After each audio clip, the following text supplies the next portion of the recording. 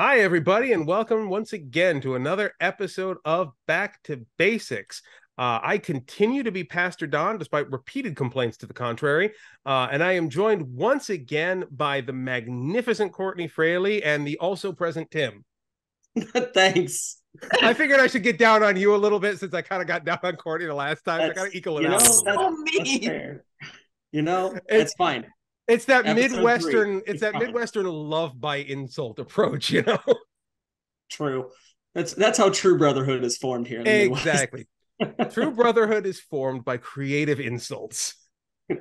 How badly can I insult your mother? Actually, it's a fun side note. When my now wife actually came to visit my family for the first time, we came to visit my family where we were living, and we left and went back to the town where we were both living at the time. And as we're driving back, she turns to me and goes, "Why does your family hate each other so much?" Now that's all love. I had to explain it to her because, of course, she didn't. English was not her first language, so she didn't like get the subtext going on there. But I'm like, oh wow, yeah. Come to think of it, if you take that on the surface, I really do have to unpack that a little bit, huh? That's fair. Yeah. So today we are going to be rocking out to more of the story of our boy Joe, down home Joe, who's got about as down home as you can and wound himself up in prison. So going to see how Joe doing in prison, and that's where we are starting today with Genesis chapter 40. The dreams of two prisoners, which interestingly enough, Are you sure that's coffee you've got? well, Japanese regulation of soda contents is a little bit less stringent than some places. So I still bet you can't get Fago. no, you can't. Actually, you can't get a lot of American pop out here because high fructose corn syrup is basically illegal. Um, so unless they have a sugared alternative, it's not available out here. In fact, I have a very hard time finding Mountain Dew out here A because there shame. is a sugared iteration of it, but it's less popular and less highly generated. To the point where there are only maybe 4 vending machines in the city where I can find a can. Um, so, so on the Mountain occasions Dew where throwback is great. Okay, no, we're talking about pop. I'm sorry, I've done it again. We need to be you talking about just the don't pop. want to read the Bible and risk running into all them Hebrew names. I mean, maybe. How bad is this one? Doesn't look too bad. Well, we don't I have don't think Billy Potiphar or Bob's. anything like that. These all look like words. Yeah. Okay. Wow, that was a little bit racist, but okay, we're fine. It is not. I, You're talking to somebody who is into Tolkien, okay? Yeah, I There are know. times where I'll try and pick up a new Tolkien book and look and be like, just I'm the Lisa Simpson meme. These are all words, but this doesn't make any sense. Like, I think these are words. Yeah. Which, by the No, way, there is a whole separate discussion we could have of the theology of Tolkien and C.S. Lewis. Oh my God, that was a whole thing. That's a whole other series. It's a whole other church like series and series of series. Oh, gotta take forever. Anyway, we are going into Genesis 40, and I'm going to kick that to our most beloved vice president of consistory, dear Courtney, who is going to read us a story. I ah it's headed the header says the dreams of two prisoners. Sometime after this, the cupbearer of the king of Egypt and his baker offended their lord, the king of Egypt. Pharaoh was angry with his two officers, the chief cupbearer and the chief baker, and he put them in custody in the house of the captain of the guard in the prison where Joseph was confined. The captain of the guard charged Joseph with them, and he waited on them, and they continued for some time in custody. One night they both dreamed, the cupbearer and the baker of the king of Egypt, who were confined in the prison, each his own dream, and each dream with its own meaning. When Joseph came to them in the morning, he saw that they were troubled. So he asked Pharaoh's officers who were with him in custody in his master's house, "Why are your faces downcast today?" They said to him, "We have had dreams, and there is no one to interpret them."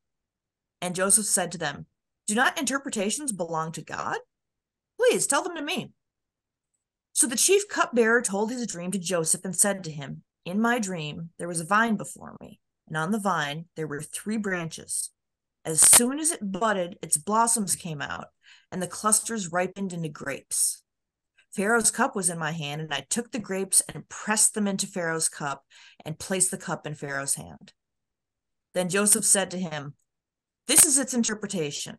The 3 branches are 3 days. Within 3 days, Pharaoh will lift up your head and restore you to your office, and you shall place Pharaoh's cup in his hand, just as you used to when you were his cupbearer. But remember me, when it is well with you, please do me the kindness to make mention of me to Pharaoh, and so get me out of this place. For, in fact, I was stolen out of the land of the Hebrews, and here also I have done nothing that they should have put me into the dungeon. When the chief baker saw that the interpretation was favorable, he said to Joseph, I also had a dream. There were 3 cake baskets on my head, and in the uppermost basket there were all sorts of baked food for Pharaoh, but the birds were eating it out of the basket on my head. And Joseph answered, this is its interpretation. 3 baskets are 3 days. Within 3 days, Pharaoh will lift up your head from you and hang you on a pole, and the birds will eat the flesh from you. Sorry, allergies. On the 3rd day, which was Pharaoh's birthday, he made a feast for all his servants and lifted up the head of the chief cupbearer and the head of the chief baker among his servants. He restored the chief cupbearer to his cupbearing, and he placed the cup in Pharaoh's hand. But the chief baker he hanged, just as Joseph had interpreted to them. Yet the chief cupbearer did not remember Joseph, but forgot him. So okay. There's a lot of reasons this is like on the greatest hits list for Sunday school. Like, this is a fascinating freaking story. Yeah. There's a lot going on here, and as our usual approach, I'm going to highlight some of the translational inconsistencies real quick, and then let you guys rip it apart after that. This is the way. Yeah.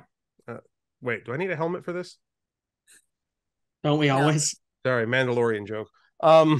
All right. No, we're not in the cult. A couple of useful points here. Now this is a bit semantic, but it's worth noting that the Hebrew term that is used for what happens to our dear chief baker here, the Hebrew term that is used is actually to hang. So he was hanged according to the letter of the translation. But as Alter knows, because Alter does not translate that as hanged, he translated it as impaled. And he notes in his notes, despite the fact that the Hebrew verb generally means to hang, hanging was not a common means of execution anywhere in the ancient Near East. And there is evidence elsewhere that this same verb was used for impalement, which was frequently practiced. The baker's dire fate would seem to be first decapitation and then exposure of the body on a high stake. So this was not a quick and painless sort of thing here. Like, he was in for it. So he got Ned Stark. At least did they decapitate him first? At least, presumably, but God only knows. Like, which of course leads to a question. Doesn't sound that bad, but yeah, this leads to a question that I will pose, knowing full well that there's no way for me to answer. What the fuck did a baker do to deserve that kind of punishment? Man, sometimes that bread's just bad. What kind of bread was he baking? My lord. So there's that. Is there no indication of like why? Let's see. No, he was angry with them. Says they offended him. Yeah, they offended him. The other translational note I want to make note of, though, is we start getting this in verse 5. NRSVUE. One night they both dreamed, the cupbearer and the baker of the king of Egypt, who were confined in the prison, each his own dream, and each dream with its own meaning. The word meaning, often translated again as interpretation, isn't entirely accurate. And I'm going to read from Alter's notes here again. Although a long tradition of translation opts for interpretation, or in the case of NRSV, meaning here, the Hebrew verb patar and its cognate nouns suggest decipherment, compared to the related term pesher used in the Dead Sea Scrolls. There is one conclusive decoding for every dream, but a person who is granted insight can break the code. So in his translation, rather than the term interpretation, he uses the term solution, which I think is extremely interesting, because that gives us, I think, a greater insight into what's going on here, because I've made no mistake about the fact that I absolutely loathe our modern use of the term interpretation. Because it suggests that because interpretation in modern English is tied very heavily to opinion, to perspective, and makes it kind of a form of functional inaccuracy. So you can interpret something, but someone else can interpret the other way, and there's really no establishable validity to any form of interpretation, which, as anybody who's ever trained in understanding the scripture can tell you, is not fucking correct. There are right ways and wrong ways to understand this shit. Like, it's not entirely scientific, but like, if the verb says, one thing and we translate it in English as another thing, like if the verb says have sex with young boys and the English we translate as murder all the gays, you're not right about that. Like, you can be wrong about it. It's not an issue of opinionated interpretation. And the same idea here is being presented in the case of dreams. So we talk about meaning and interpretation in modern English, thinking of it in terms of, okay, well, he's looking at it and saying, well, I think you might be dealing with this. This is just my opinion. No, like, he was looking at them and saying, God's clearly giving you a message and I'm going to help you decipher the code. He was expressing a clear and, from his perspective, unambiguous solution according to his understanding of how God worked in dreams. Now, as we see going down the line, of course, Joseph is right. Joseph has the gift of being able to look at these things and say, yeah, this is exactly what God's saying is going to happen, and being right about that, because he has the ability to think and decipher in that way.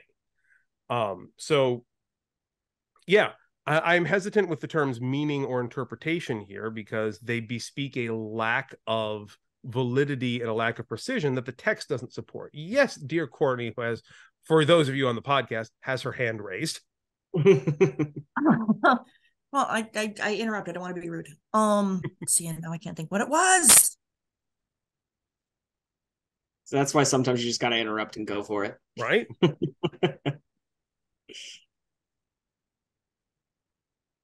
Go ahead. It's gone.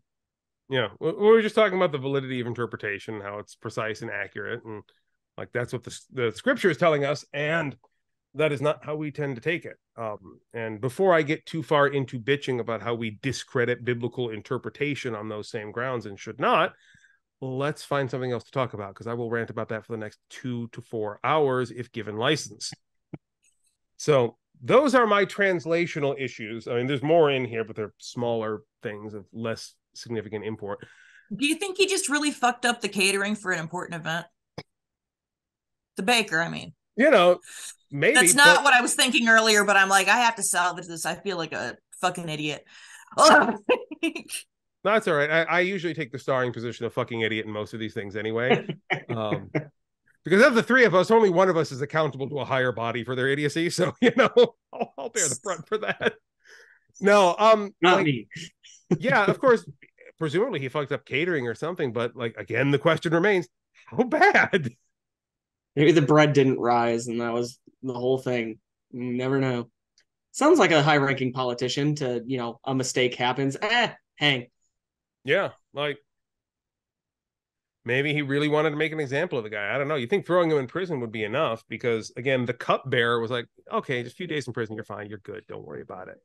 I still think the cupbearer and the chief baker combined points to some sort of a major gaffe at a big soiree.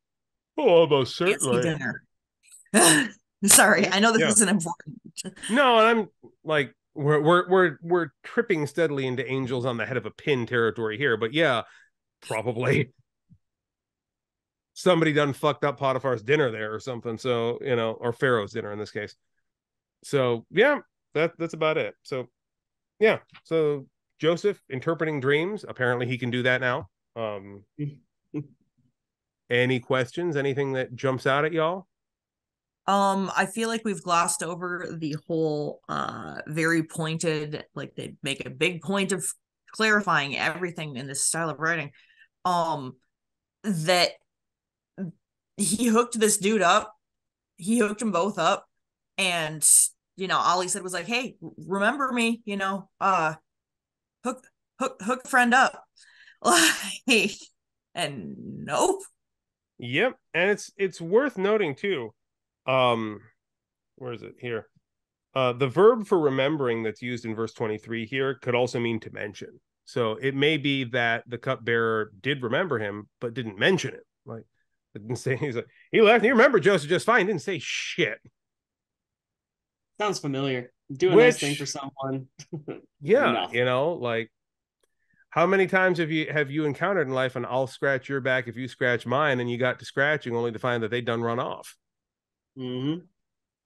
Like, yeah, that is a very common thing that happens.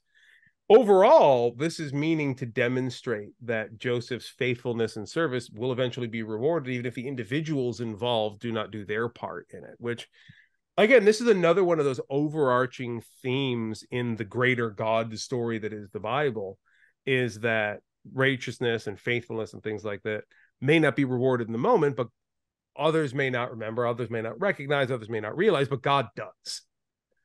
And that eventually does come back, even if you have to suffer quite a while to get there.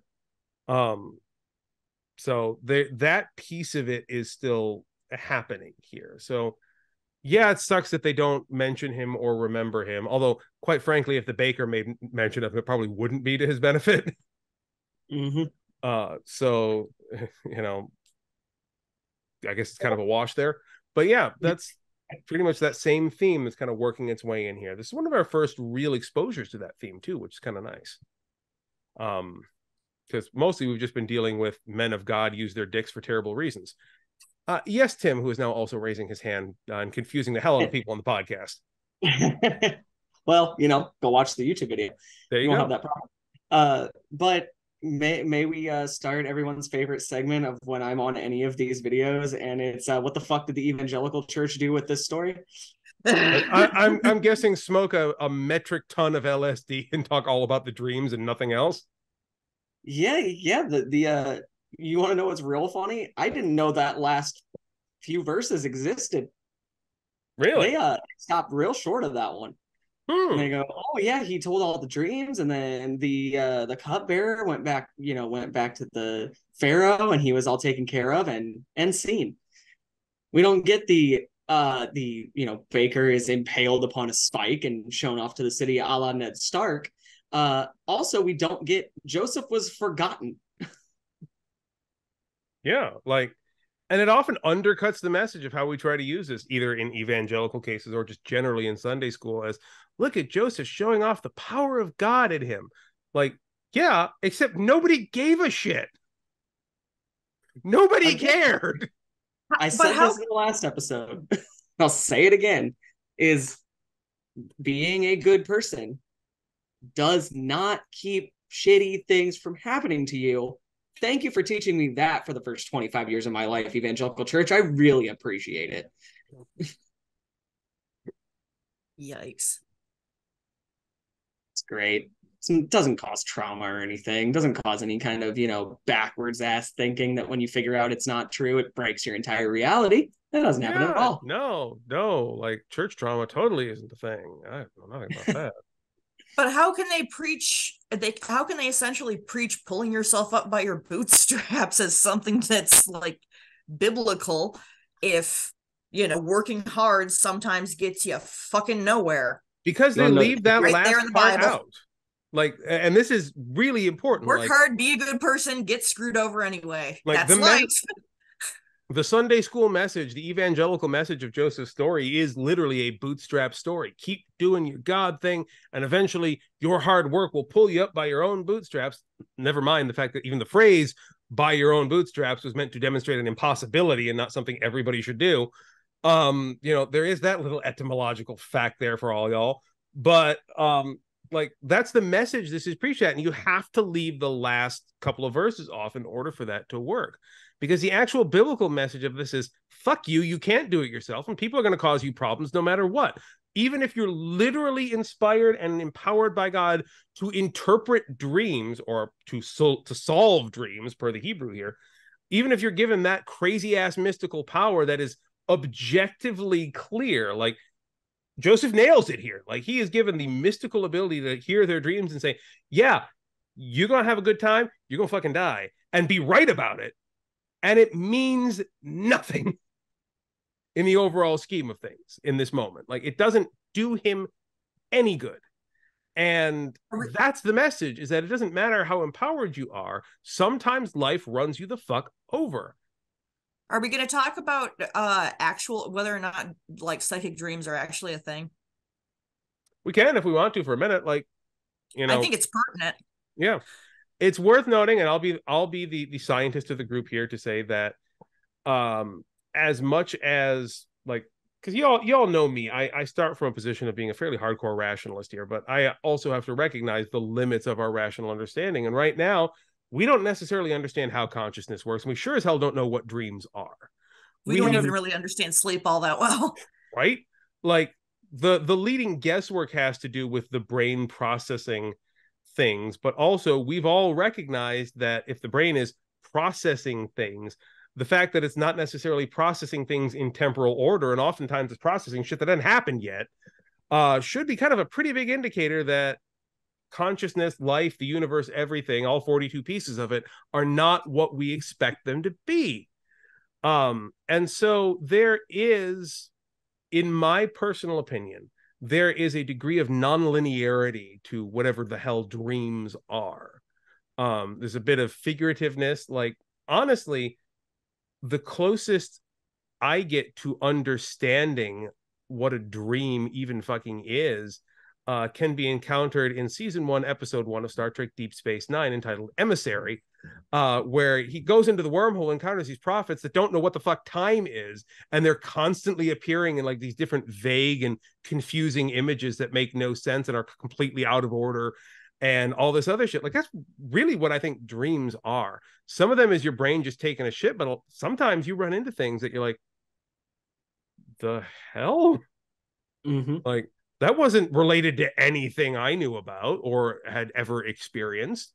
Like, that wasn't just me having sex with 9 different women on top of Mount Everest for some reason. Like, that wasn't just weird wish fulfillment in strange ways. No, that made no sense at all. And, you have to be able to look at that and say, okay, something else is happening here. The hell if I know what. Now, Joseph here is one of those people who has that kind of non-linear thinking that allows him to look at a dream and say, okay, your brain is not encountering the present or the past. Your brain is encountering the future. And like somebody looking on an eldritch horror is trying to box that into shapes and metaphors and imagery that you understand in the here and now.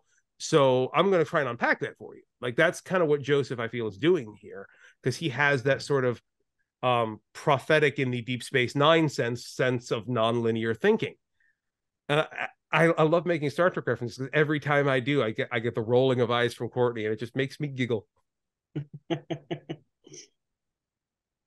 But along the lines of that, we've talked a lot about prophecy, like in the Revelation Bible study. Please come to the server and check that out. It's a lot of fun. Oh yes, doing it twice a month now, by the way. But so like, you've made a point of saying, prophecy does not work that way. Like, prophecy is speaking truth to power. It's not predicting the future. Yeah. And there's been, I thought I had heard you say along the lines of like, predicting the future isn't something, that's not something that's no, it's not it is not a regular talent that we employ. Now, it's worth noting, this is not prophecy that we're talking about here. Like, right. What we are talking about with Joseph is not in any way prophecy. Interpretation of dreams. It's very specific, but it's right. We're still and in fact, the only like, usage of the term prophet that came up in this conversation was me making a Star Trek joke, referring to a very specific type of alien called prophet. So if you are not a Star Trek fan, dear listener, be aware of that fact. That was the only prophet reference I was making here. That being said, that's not to say that there is no instances of kind of clairvoyant thought process happening in the clairvoyancy Bible. Is a better word to use. When it happens, though, it's usually in the context of dreams and visions, and 8 out of 10 times it makes no goddamn sense. Like, and it's worth noting that outside of people with a very focused and particular set of spiritual gifts, that any type of reading of the future doesn't happen. Like, it's very rare to encounter someone who has that ability.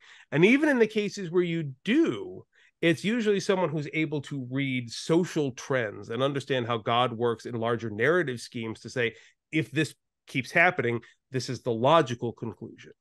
Joseph is one of the rare examples we get of someone who does have the spiritual gift of temporally nonlinear thinking. That's how I would personally put it. Like, I wouldn't even necessarily conflate this as being mystical. Joseph has a brain that is not bound by temporal linearity. And so he's able to look at This people's... has gotten very Doctor Who. You know what? Like, fantasy is another way of expressing theology in a lot of different ways. And I like to use really functionally scientific terms to explain what we're encountering because it makes more sense to me. As someone Just who was... feels rather wibbly wobbly, bibly wobbly. You know, what is the Bible but, you know, a literary TARDIS? It's a bit bigger on the inside because look at, we're only on chapter 40 after a year and a half of doing this shit. As wibbly wobbly, timely wimey as it gets. Truth. But no, I think like there's nothing wrong with us attempting to look rationally at some of the mysticism we're encountering. There are mystical elements to our own life. And my firm belief is that what we might call mystic is really just something we have not yet to understand by science. We had this conversation in our Revelation Bible study the other day about what are demons and how does exorcism work and shit like that. And I'm not going to relate that whole conversation because that's another 2 hours worth of conversation here. But one of the points I made there was that there are elements of the mystical that are things that we just as a rational species have not explored, branches of thought and interaction with the greater unknown that we have not pursued because we've taken a very narrow kind of rationalistic scientific method approach to life, which has left us with a whole separate category of shit that we haven't really explored. Like, in what ways is human conscious nonlinear? What do we do with invasive thought patterns that aren't derived from our own psychology, that don't seem to make a whole lot of sense? Like the metastasization of evil thoughts are what we might constitute a demon.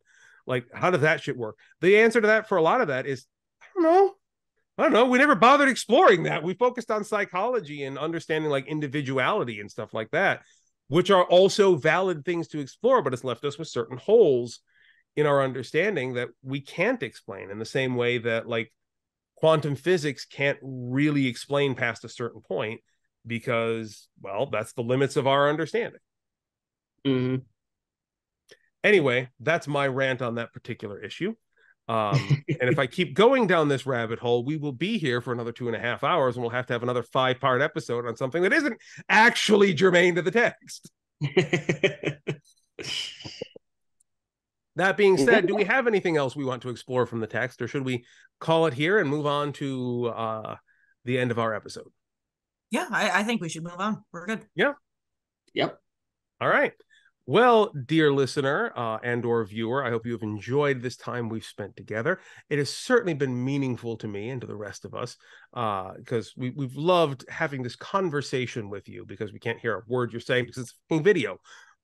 So if you want to join in that conversation, however, we are a church that is based largely around a Discord server where people are talking about this shit all the time. So links down below. Yeah, all the time, like non-linearly.